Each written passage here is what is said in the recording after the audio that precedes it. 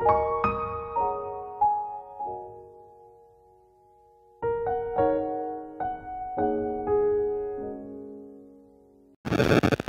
వందనాలండి. దేవుని వాక్యాన్ని విందాం. చక్కగా మరి అందరు బైబిల్ తెరిచినట్లయితే రాసిన పత్రిక 10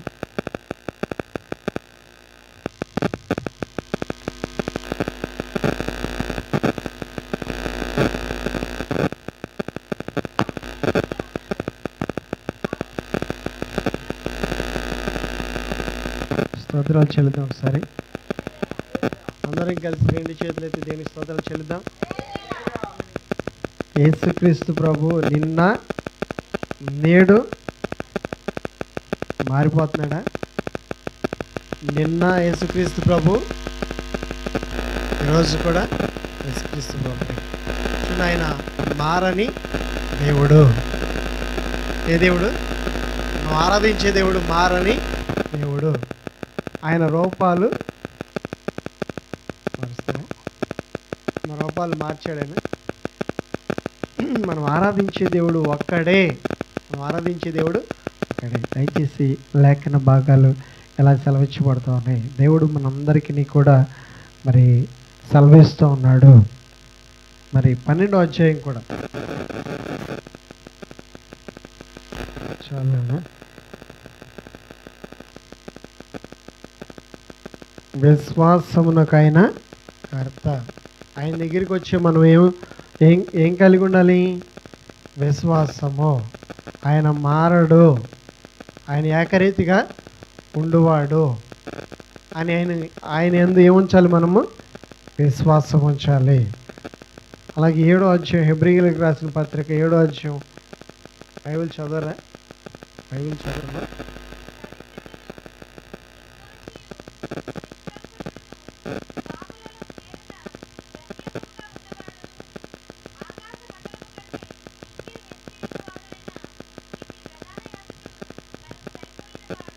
చాలండి. పవిత్రుడు. మనం ఆరాధించే దేవుడు పవిత్రుడు. నిర్దోషి. 2వది నిర్దోషి. 3వది నిష్కలంకుడు. ఆయనలో ఏమి లేదు, పాపము లేదు. ప్రత్యేకంగా ఉంటాడు. ఆయన ఎలా ఉంటాడు? ప్రత్యేకంగా ఉంటాడు. పాపము లేనివాడు. మొదట పవిత్రుడు, నిర్దోషి, నిష్కల్మషుడు, పాపము లేనివాడు. ఆరాధిస్తూ ఉన్నట్లయితే దేవుని లక్షణాలు ఇవి.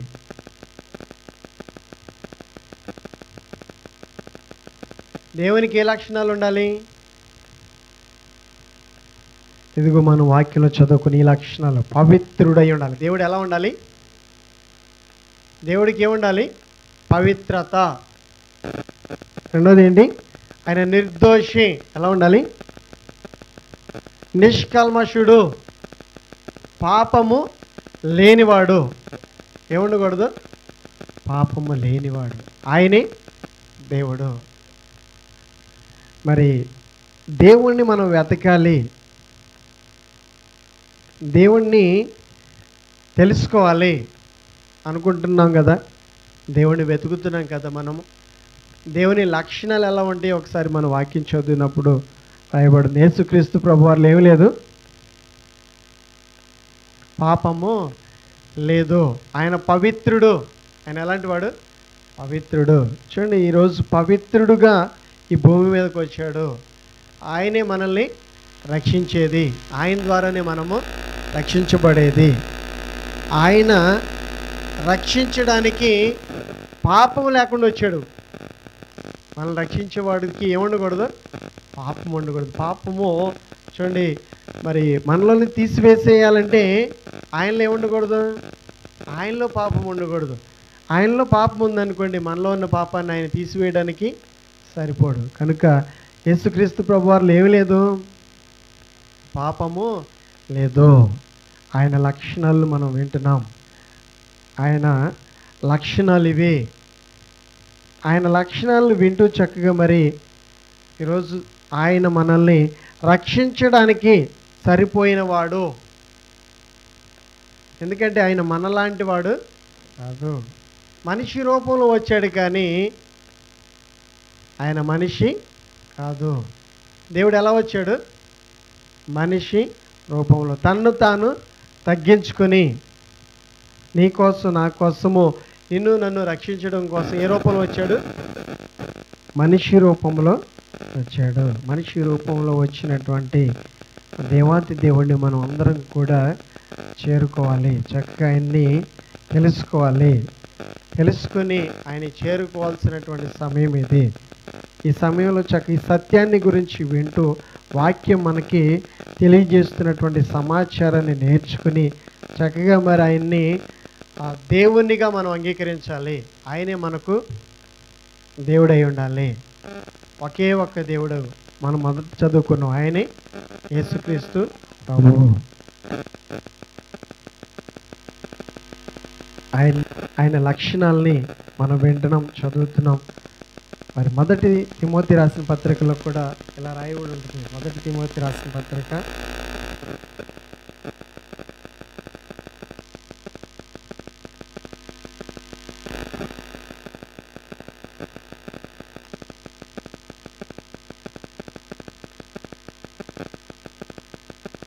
15వ వచనాన్ని కూడా చదువుతున్నాం. శ్రీమంతుడును అద్వితీయుడునగు సర్వాధిపతి యుక్తకాలం ముందు ఆ ప్రత్యక్ష కనపరచును. సర్వాధిపతి రాజులకు రాజును ప్రభువులకు ప్రభువునై ఉన్నాడు. చాలండి. ఆయన గొప్పతనాలని, ఆయన ప్రభువులకి ప్రభువు, ఆయన రాజులకి రాజు. చెప్పండి, ఆయన ప్రభువులకి ప్రభు, ఆయన రాజులకి రాజు. మనం ఆరాధిస్తున్నాం కదా, ఆయన గొప్పతనాన్ని గురించి మనకి వాక్యము చక్కగా స్పష్టంగా ఆయన గొప్పతనాన్ని గురించి వివరాలు మనకు తెలియజేస్తుంది. దేవుని గ్రంథంలో ఇలా రాయబడింది, ఆయన గొప్పవాడు. మనం ఆరాధించే దేవుడు గొప్పవాడు. ఎంత గొప్పవాడు? రాజులకి రాజు, ప్రభువులకి ప్రభువు, పరిశుద్ధుడు, నీతిమంతుడు, నిష్కల్మషుడు, పాపంలో చేర్చబడని వాడు, పాపము లేనివాడు. ఆయనలో ఏమీ లేదు, పాపం లేదు. ఆయన ఒక రోజున సవాలు చేసి లోకంలో ఆయన అడుగుతున్నాడు. ఏమని అడుగుతున్నాడు తెలుసు? నాలో పాపం ఉందని మీలో ఎవడు స్థాపించును. వాక్యంలో చక్కగా వింటున్నాం. దేవుని వాక్యం ఇలా సెలవించబడుతూ ఉంది. దేవుడు మనతో ఈరోజు మాట్లాడుతూ ఉన్నాడు. లేఖన భాగాల్లో నుంచి మన వాక్యాన్ని చదువుతూ ఉన్నాం. ఆయన గొప్ప లక్షణాల గురించి, ఆయన గొప్పతనాన్ని గురించి మరి వింటున్నాం. ఈరోజు చక్కగా దేవుడు ఎలా ఉంటాడు అనేది దేవుని వాక్యంలో రాయబడి ఉంది. దేవుని వాక్యాన్ని వింటూ ఉన్నప్పుడు దేవుణ్ణి మరి మనం అందరం కూడా ఏం చేసుకోవాలి? ఎంచుకోవాలో వద్దా? దేవుడు ఎలా ఉండాలి? దేవుణ్ణి ఎంచుకోవాలో వద్దా? మనం అందరం కూడా ఎలా ఉంటే దేవుణ్ణి ఎంచుకోవాలి? ఎలాంటి దేవుణ్ణి ఎంచుకోవాలి? పాపము లేని దేవుణ్ణి ఎంచుకోవాలి. ఏ దేవుణ్ణి ఎంచుకోవాలి? పాపము లేని వాడిని, పవిత్రుణ్ణి ఎంచుకోవాలి. ఏ దేవుణ్ణి ఎంచుకోవాలి? పవిత్రుని ఎంచుకోవాలి. నిష్కల్మషుణ్ణి ఎంచుకోవాలి. నిర్దోషిని ఎంచుకోవాలి. అలాంటి దేవుణ్ణి అయితేనే మనం మరి ఎంచుకుంటే మంచిది. అలాంటి లక్షణాలు ఉన్న ఆయన్ని ఎంచుకుంటే మంచిది. ఎందుకంటే ఆయన మనల్ని ఏం చేయగలడు? రక్షించగలడు. అలాంటి ఆ లక్షణాలు కలిగిన వారిని దేవుడిగా మనం ఏం చేయాలి? ఎంచుకోవాలి. దేవునికి ప్రత్యేకమైనటువంటి అలవాట్లు ఉంటాయి. చెప్పండి, ఏం అలవాట్లు ఉంటాయి? దేవుడు ఎలా ఉంటాడు? ప్రత్యేకంగా ఉంటాడు. ప్రత్యేకంగా ఉంటే ఆయన దేవుడు. ప్రత్యేకమైన లక్షణాలు ఉంటే ఆయన దేవుడు అనడానికి అర్హుడు. అంతేకాని దేవుడు అంటే ప్రత్యేకంగా లేకపోతే ఆయన దేవుడని దేవుడు అని అనగలుగుతామా? దేవుడు ఎలా ఉండాలి? ప్రత్యేకంగా ఉండాలి. ఇప్పుడు ఆయన జనన విధము చూసినప్పుడు, ఆయన జన్మించినటువంటి విధానం చూసినప్పుడు ఆయన పవిత్రుడిగా వచ్చాడు, కన్యకకు జన్మించాడు. లేఖన భాగాల్లో సెలవించబడుతూ ఉంది. ఆయన ఎలా జన్మించాడు? పవిత్రుడిగా జన్మించాడు. ఆయన జన్మలో ఏమీ లేదు, పాపం లేదు. ఆయన జీవించిన కాలంలో ఏమీ లేదు, ఆయనకి పాపము లేదు. జన్మ పాపం లేనివాడు, జీవించిన కాలంలో పాపము లేనివాడు, ఆయన పవిత్రుడు. ఆయన ఆ పవిత్రుణ్ణి మనం అందరం కూడా దేవునిగా అంగీకరించాలి. పవిత్రుడిని దేవునిగా అంగీకరిస్తే ఆ పవిత్రుడు మన పాపాలను ఏం చేస్తాడు? తీసివేస్తాడు. పాపాలను తీసివేయగలిగినటువంటి అధికారం ఆయనకు అక్కడికే ఉంది. మనుషులు ఇప్పుడు దేవుణ్ణి ఎందుకు అంగీకరించాలి? మనుషులు ఏముంది? పాపం ఉంది. ఈ పాపము తీసివేసుకోవడం మనుషుల వల్ల కాదు. పాపం తీసివేయడానికి ఎవరు వచ్చారు భూమి మీదకి? యేసుక్రీస్తు ప్రభు వారు వచ్చారు. వచ్చిన ఆయన ఎలా ఉన్నాడు? ఆయన ఆధారాలు, ఆయన రుజువులు మనకు తెలియాలా వద్దా? యేసుక్రీస్తు ప్రభు వారు వచ్చారంటే ఆయన వివరాలు మనకు తెలియాలా వద్దా? ఆయన ఎలా ఉన్నాడు? పవిత్రుడుగా. చెప్పండి, ఎలా ఉన్నాడు? పవిత్రుడుగా. పరిశుద్ధుడుగా. చెప్పండి, రెండోది పరిశుద్ధుడుగా. మరి మూడోది ప్రత్యేకంగా. పాపము లేనివాడుగా. ఎలా ఉన్నాడు? పాపం లేనివాడుగా. పాపము లేనివాడే దేవుడు. పాపము చేయనివాడే దేవుడు. దేవుడని పిలువబడాలి అంటే అతనిలో ఏముండకూడదు? పాపం ఉండకూడదు. శరీరేచ్ఛలు ఉండకూడదు. శరీరేచ్ఛలు ఉన్నాయి అనుకోండి, దేవునిగా పిలువబడడానికి అర్హుడు కాదు. మనకిలాగా చూడండి, జీవించాడు అనుకోండి, మనుషులకి లాగా జీవిస్తున్నారు అనుకోండి, వాళ్ళు దేవుడు అనబడడానికి సరిపోరు. దేవుడు ఎలా ఉండాలి? ప్రత్యేకంగా ఉండాలి. చెప్పండి, ఎలా ఉండాలి? మనం ఆరాధించే దేవుడు ఎలా ఉంటే చూడండి, ఆయన దేవుడు ప్రత్యేకంగా ఉంటేనే దేవుడు అండి. ప్రత్యేకంగా ఉన్నవాడు ఈ లోకంలో మీకు ఎప్పుడైనా కనపడ్డా?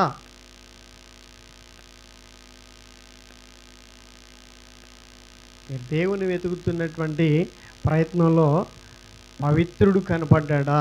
పరిశుద్ధుడు కనపడ్డా? నీతిమంతుడు కనపడ్డా? పాపము లేనివాడు కనపడ్డా? కనబడితే ఆయనే దేవుడు. స్తోత్రాలు చెల్లిద్దాం ఒకసారి. దేవుడు పాపము చేయడు. దేవునికి పాపము చేసే ఆలోచనలు ఉండవు. కనుక దేవుడు ప్రత్యేకంగానే ఉంటాడు. ఈరోజు మరి దేవుణ్ణి మనము వెతకాలనుకుంటే, దేవుణ్ణి వెతికితే దేవుని గురించి వివరాలు ఇలా రాయబడి ఉన్నాయి. దేవుని వాక్యం ఇలా చదవబడతా ఉంది. ఆయన మారడు. ఎప్పుడును కూడా కాలం మారిపోతూ ఉంటుంది, సమయము మారిపోతూ ఉంటుంది, కానీ ఆయన మారడు. నిన్న నేడు ఏకరీతిగా ఉన్నవాడు. ఆయన ఎన్నడూ మారని దేవుడు. దయచేసి చక్కగా ఆ దేవుడిని మనం అందరం కూడా దేవునిగా మరి ఎంచుకోవాలి. ఆయనే దేవుడు. మారని దేవుడే మన దేవుడు. పరిశుద్ధుడైన దేవుడే మన దేవుడు. పాపం లేని దేవుడే మన దేవుడు. మనం ఆరాధించే దేవుడు గొప్పవాడు. రాజులకి రాజు, ప్రభువులకి ప్రభువు. అంత గొప్ప దేవుడిని మనం కలిగి ఉన్నాం. అంత గొప్ప దేవుడిని మనము ఆరాధిస్తూ ఉన్నాం. మనం ఆరాధించే దేవుడు మనల్ని రక్షించడానికి వచ్చాడు. మన నుంచి ఏమీ కూడా ఆయన ఆశించే దేవుడు కాదు. ఆయన ఆశిస్తాడండి. మనుషుల నుంచి ఏమైనా ఆశిస్తాడా? మనుషులకి ఏమైనా ఇస్తాడా? ఆయన మనకి ఇవ్వడానికి వచ్చాడు. ఏమి ఇవ్వడానికి? మన స్థానంలో చూడండి, మనం చేసిన పాపాల నిమిత్తం ఆయన ప్రాణాలు ఇవ్వడానికి ఈ భూమి మీదకి వచ్చాడు. ఎంత ప్రేమ ఎవరికైనా ఉందా? ఎంతగా మనుషుల్ని ప్రేమించే వాళ్ళు ఇంకెవరైనా ఉన్నారా? ఈరోజు యేసుక్రీస్తు ప్రభు వారిని మనం ఎందుకు దేవుడిగా అంగీకరించాలంటే, పాపములు నుండి విడిపించే వాళ్ళు ఎవరు కూడా లేరు. మరణం నుంచి విడిపించే వాళ్ళు ఎవరు కూడా లేరు.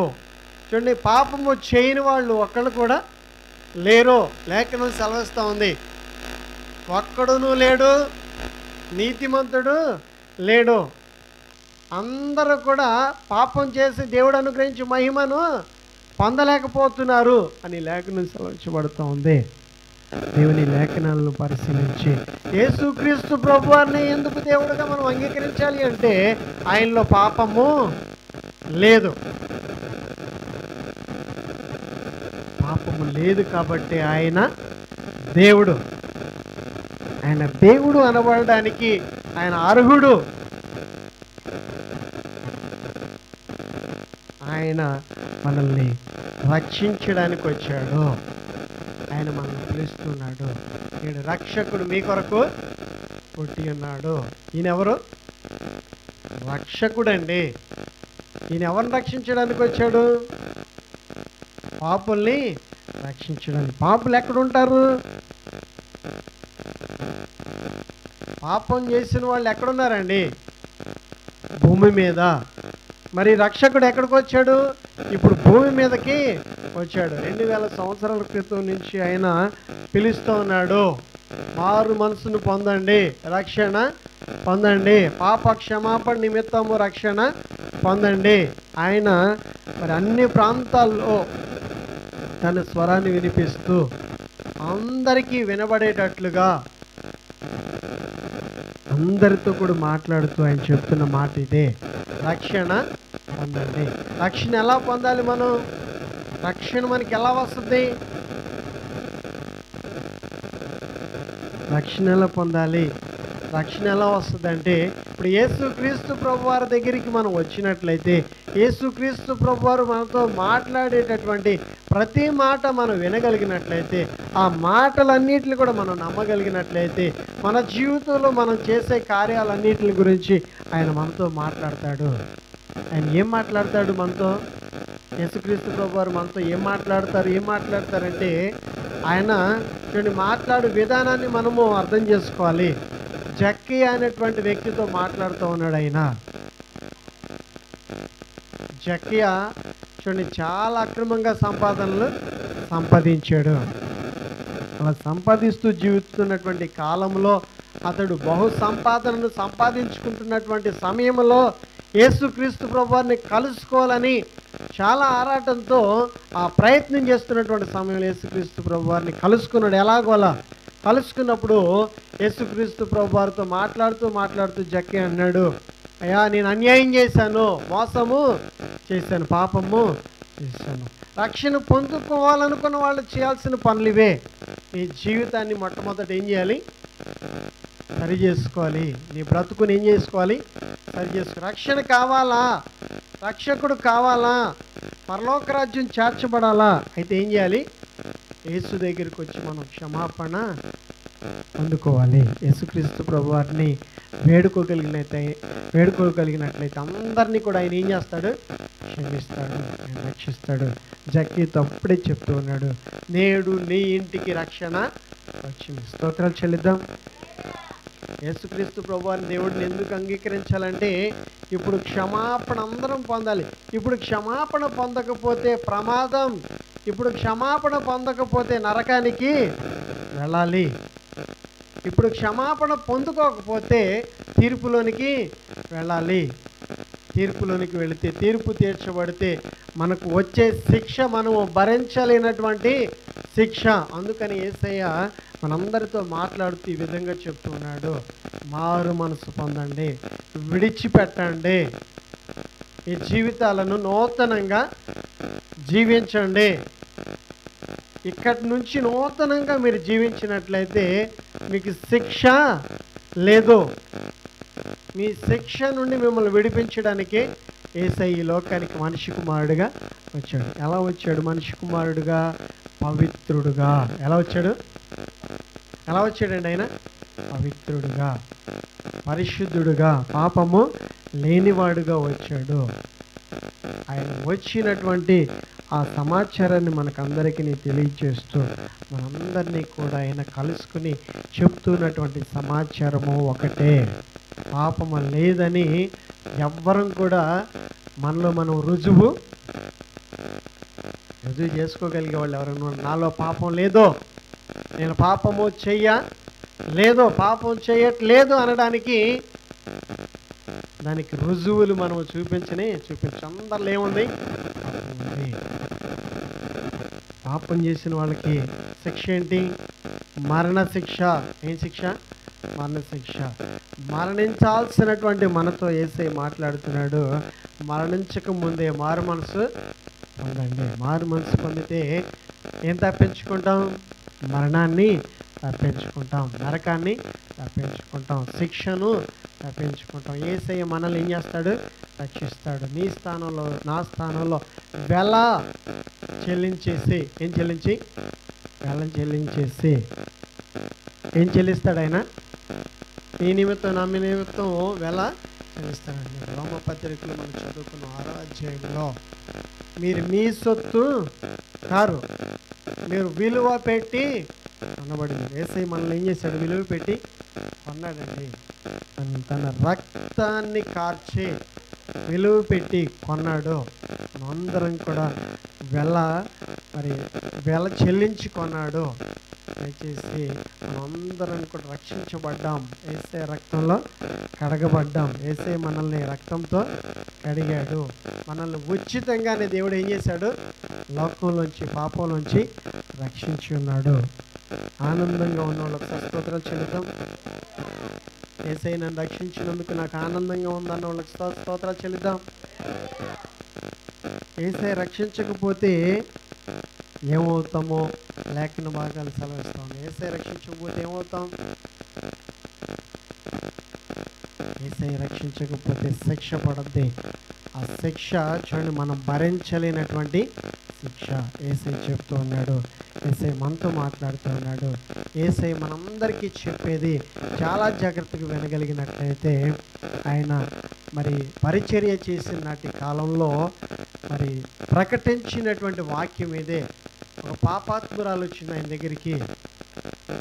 పాపాత్మురాలు వచ్చినప్పుడు ఏం చేశాడు? ఆమెని,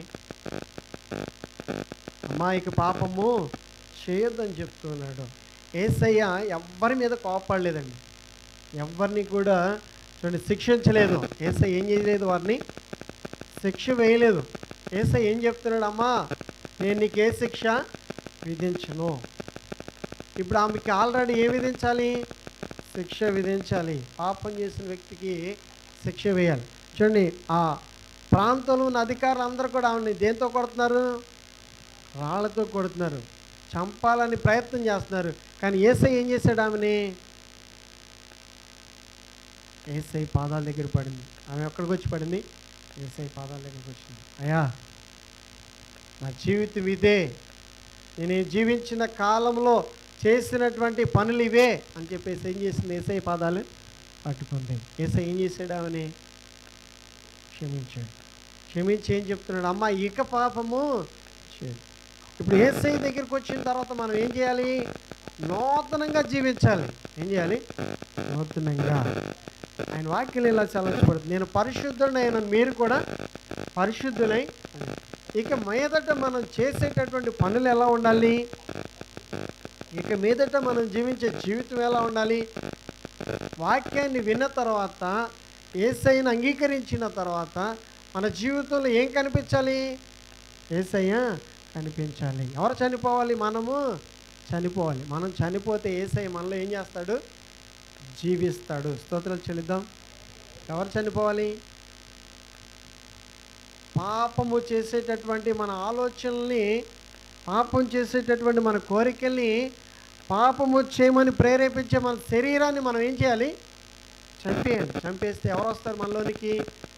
వస్తారు. అప్పుడే మనలో నూతనమైనటువంటి మార్పు కనపడద్ది, పవిత్రత కనపడద్ది, పరిశుద్ధత కనపడద్ది, యథార్థత కనపడద్ది, నీతి కనపడద్ది. అవి కనిపించినప్పుడు చూడండి, మనం పరలోకం వెళ్ళడానికి అర్హులం. అది కనిపించాలి, మనలో ఆ లక్షణాలు కనిపించాలి. యేసయ్య చూడండి వచ్చి మనకు ఆయన లక్షణాలను తెలియజేస్తున్నాడు. ఆయన పవిత్రుడు. చెప్పండి, ఆయన పవిత్రుడు. రెండోది, పాపరహితుడు, నీతిమంతుడు, పాపము లేనివాడు.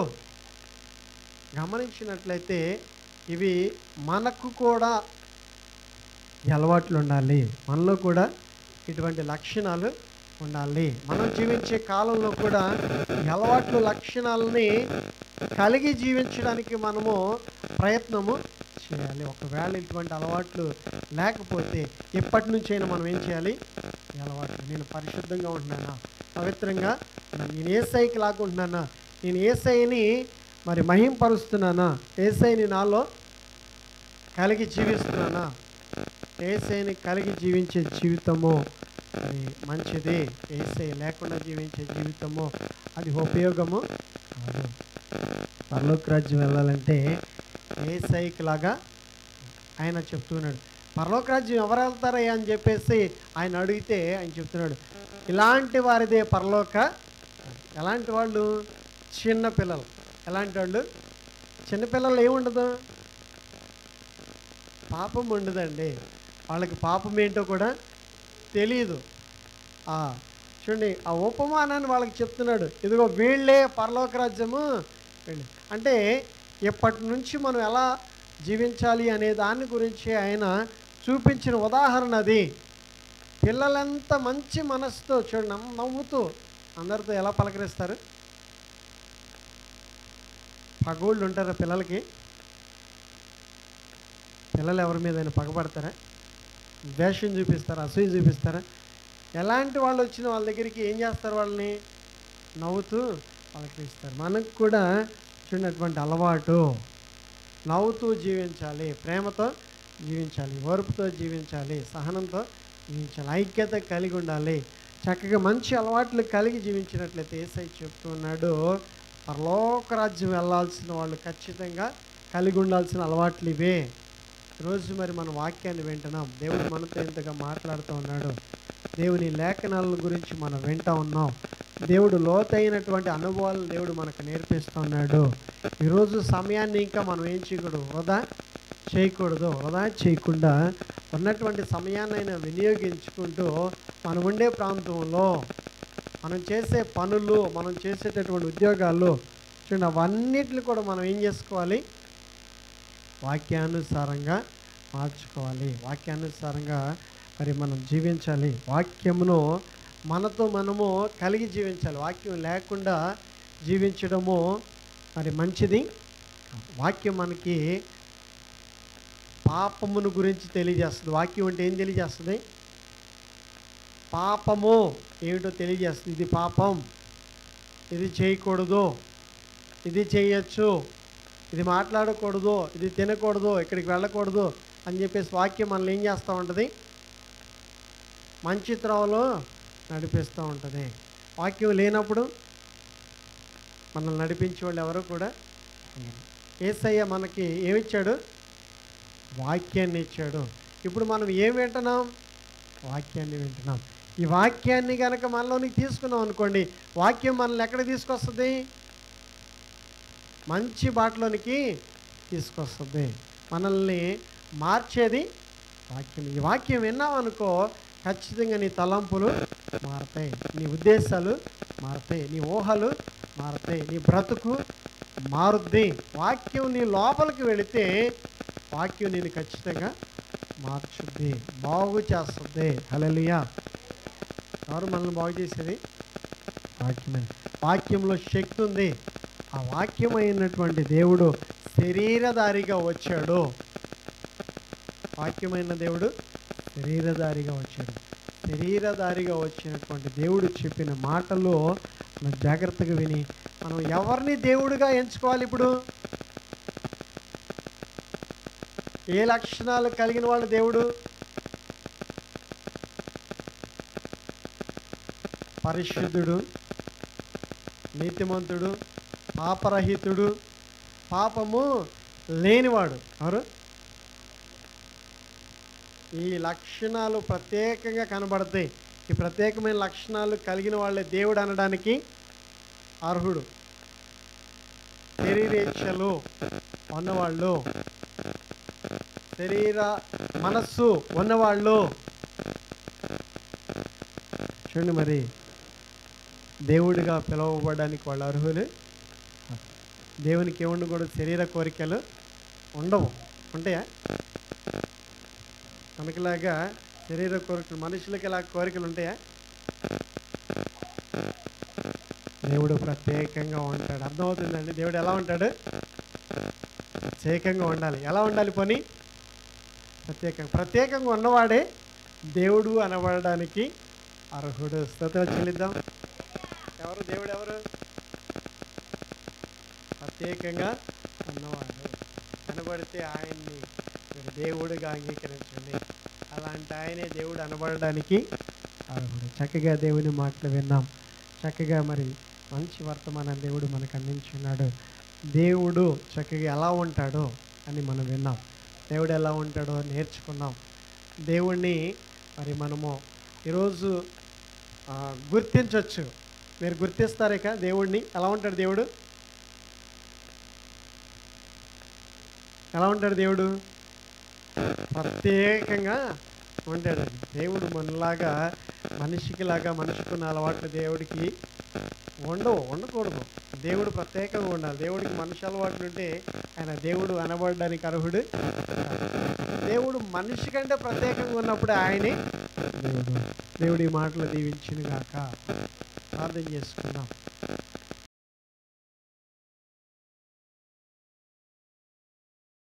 నీకు వందనాలు వేసే కృతజ్ఞతలు చెల్లిస్తున్నాం, వందనాలు చెల్లిస్తున్నాం అయ్యా.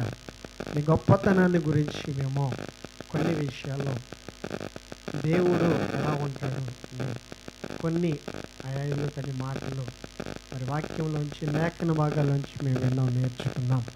పవిత్రుడిగా ఉండాలి, పాపరహితుడిగా ఉండాలి, నిర్దోషిగా ఉండాలి, పాపం లేనివాడిగా ఉండాలి, ప్రత్యేకంగా ఉండాలని చక్కటి మాటలు విన్నాం. కానీ చక్కగా మరి నిన్ను దేవుడిగా అంగీకరించడానికి నువ్వు మాకు రక్షకుడుగా కావాలని, మమ్మల్ని అందరినీ కూడా రక్షించడానికి వచ్చి వాక్యాన్ని వింటున్న అందరినీ కూడా వేరే రక్షించడానికి వచ్చిన దేవుడు తన స్తోత్రాలు చెల్లిస్తూ కృతజ్ఞతలు చెల్లిస్తూ వాక్యానుసారంగా అందరినీ రక్షించమని యేసునామములో ప్రార్థిస్తున్నాం తండ్రి.